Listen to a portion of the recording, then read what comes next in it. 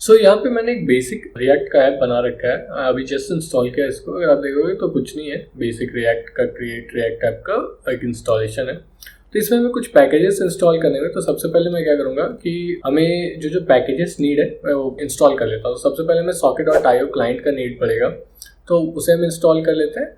And उसके बाद हम एक सबसे पहले सर्वर फोल्डर बना लेते हैं जिसमें हमारा बैकएंड रहेगा। तो सर्वर फोल्डर में हम एक सर्वर डॉट जेएस की फाइल बना लेते हैं, बन गया, ठीक है। एंड उसमें क्या होगा कि हमें कुछ एक तो एक्सप्रेस और साथ में सॉकेट बैकएंड के लिए भी इंस्टॉल करना होगा। तो उसके लिए हम क्या करेंगे, npm init करके पूरा का पूरा बैकएंड इंस्टॉल कर सकते हैं। मैं उसी को फॉलो कर देता हूँ। एक ये हमारा बैकएंड तैयार हो गया। एंड उसके बाद हम इसमें एक्सप्रेस और socket.io को इंस्टॉल कर रहे हैं, जो कि हमारे बैकएंड पे सॉकेट को हैंडल करेगा, ठीक है। अब जो हमारा बेसिक रिएक्ट जो ये इंस्टॉल हो रहा है, उसके बाद हम क्या करते हैं कि पहले बैकएंड सर्वर को डेवलप कर लेते हैं। तो उसके लिए मैं क्या करूँगा, मैं वो दिखाता हूँ। सबसे पहले मैं एक्सप्रेस को एक्सप्रेस से गेट करूँगा, HTTP सर्वर बनाऊँगा जो कि HTTP बाई डिफ़ॉल्ट मिल जाएगा हमें एक्सप्रेस में। एंड इसका socket.io हम गेट करेंगे सॉकेट से।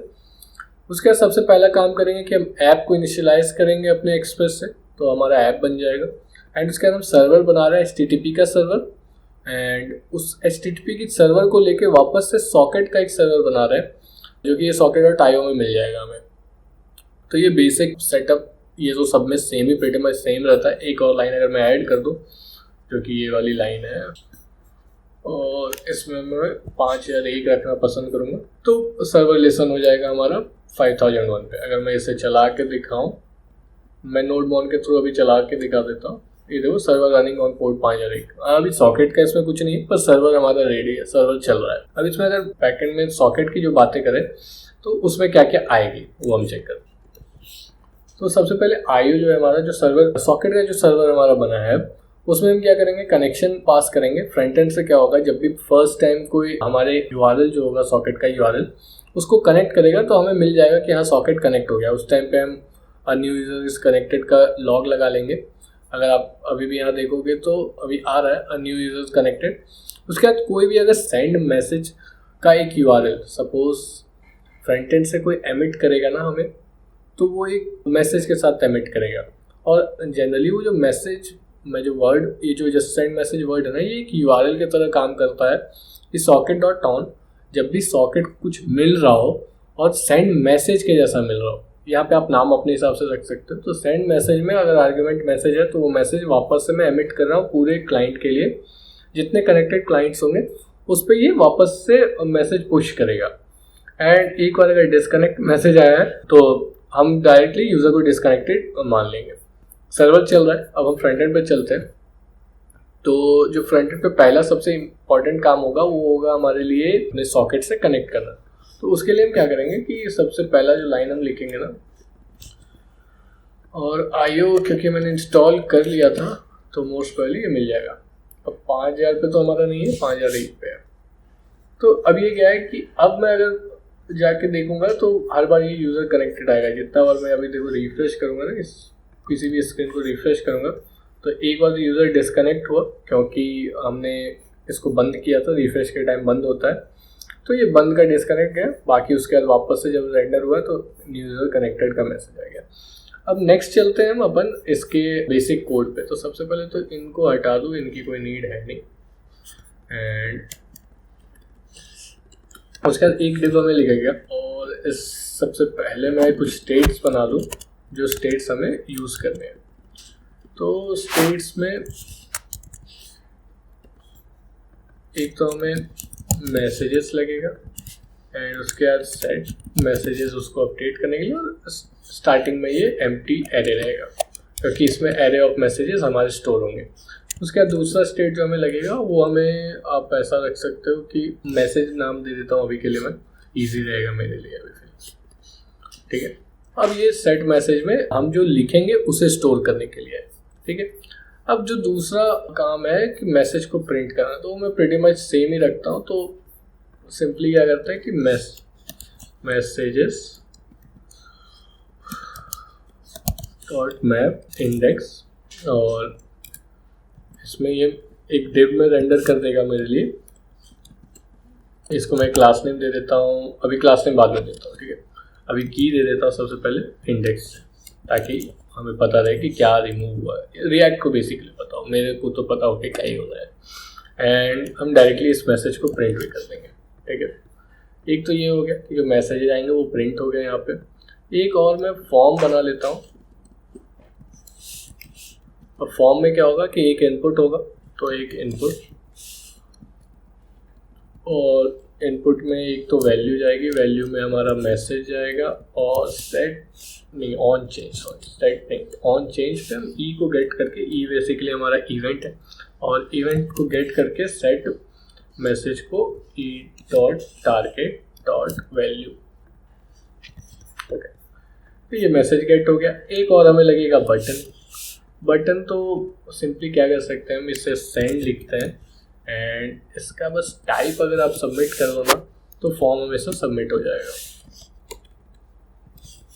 एंड फॉर्म पे एक और चलेगा, फॉर्म पे हमें क्या बनाना होगा कि ऑन सबमिट फंक्शन बनाना होगा, एंड ऑन सबमिट पे हम सेंड मैसेज का फंक्शन लिखेंगे। अब सेंड मैसेज एक फंक्शन मुझे बनाना पड़ेगा यहाँ पे, तो फंक्शन सेंड मैसेज ई हमें मिल जाएगा, फॉर्म के बाय डिफ़ॉल्ट इवेंट्स है ई डॉट, तो E dot prevent default basically form का जो डिफ़ॉल्ट बिहेवियर है रिफ्रेश करने का, उसे वो रोकेगा। एक तो ये हो गया। अब हमारे पास काम क्या है, तो अब हमें चेक करना है कि सबसे पहले इफ़ इनपुट नहीं हमारे के पास मैसेज है, तो मैसेज डॉट और ऑप्शनल चेनिंग क्वेश्चन मार्क डॉट लगाते रहना चाहिए, ताकि अगर सपोज मैसेज उसे नहीं मिला तो हमारा साइट फटे ना, बेसिकली क्रैश ना करे। एंड मैसेज डॉट, इसको हम क्या करेंगे ट्रिम कर लेंगे, ताकि एक्स्ट्रा स्पेस भी अगर किसी बंदे ने लिखा है तो हम उसे कंसिडर थोड़ी करेंगे कि वो मैसेज थोड़ी है। तो ट्रिम डॉट मैसेज, जब मतलब कि कुछ मैसेज हो, एम्प्टी स्पेस भी ना होना चाहिए, मैसेज मतलब होना चाहिए। अब मैसेज हो तो हम क्या करेंगे, सॉकेट डॉट एमिट, एमिट में हम भेजेंगे जो हमने मैसेज लिखा था, तो मैं मैसेज वहाँ से वापस से उठा के ले आता हूँ। मैंने लिखा था सेंड मैसेज, क्योंकि ये दोनों सेम होना चाहिए, ये बेसिकली आपका यूआरएल है, और इसमें मैं क्या पास कर दूंगा, मैसेज पास कर दूंगा टेस्ट। इसके बाद एक और काम हमें कराना क्या होता है कि सेट मैसेज, जो बेसिकली हमारा मैसेज है, एक बार अगर मैसेज चला गया है तो इनपुट को क्लियर कराने का काम आएगा। अभी हमने गेट वाला फंक्शन लिखा ही नहीं है, तो उसको मैं प्रीटी मच बहुत सिंपल ही है, तो मैं कॉपी पेस्ट कर लेता हूँ अभी के लिए।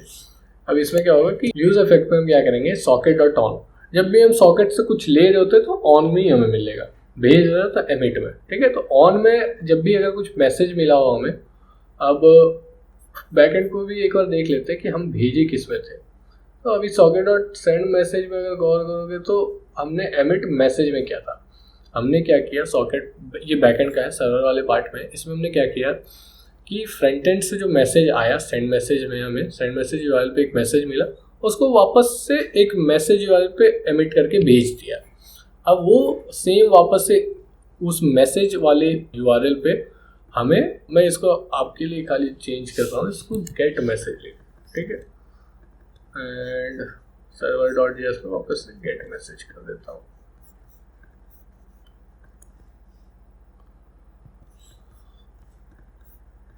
ठीक है, तो ये गेट मैसेज पे जो मैसेज मिलेगा हम इस पूरे एरे में सेव कर। अब इसकी डिजाइनिंग करते हैं। एक बार तो बेसिक समझ लो क्या हो रहा है कि वापस से बता रहा हूँ, सर्वर साइड में क्या हो रहा है, कनेक्शन इस्टेब्लिश हुई, उसके बाद सेंड मैसेज पे कोई मैसेज हमें मिला, उस मैसेज को वापस सारे कनेक्टेड डिवाइस पे एमिट कर दिया हमने। एंड फ्रंट एंड पे क्या हो रहा है कि हमने पहले सॉकेट से कनेक्ट किया 5001 पे, एंड उसके बाद हम अगर कोई मैसेज मुझे मिल रहा है सॉकेट की तरफ से, तो हम उसे अपने मैसेज एरे में सेव करा रहे हैं। एंड जब कोई इनपुट डाल के हम सेव कर रहे हैं, तो उस टाइम पे हम एमिट कर रहे हैं, जो भी मैसेज हमें फ्रंट एंड में टाइप करके मिला है वो हम एमिट करके बैक एंड को दे रहे हैं। तो बस सिंपल है। इसको डिज़ाइन कर देते हैं। डिज़ाइन के लिए दो काम करता हूँ मैं, कुछ क्लास नेम्स इसमें ऐड करता हूँ, थोड़ा सा स्ट्रेट फॉरवर्ड रखेंगे, ठीक है। ये मैसेज, उसके बाद हमारे को लगेगा एक मैसेज का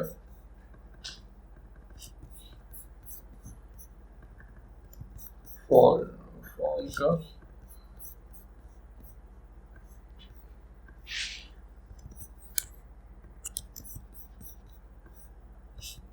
बटन और मैसेज, ठीक है। तो अगर इसको आपको ये आप देख, अगर इसका CSS फाइल लेके आता हूँ मैं,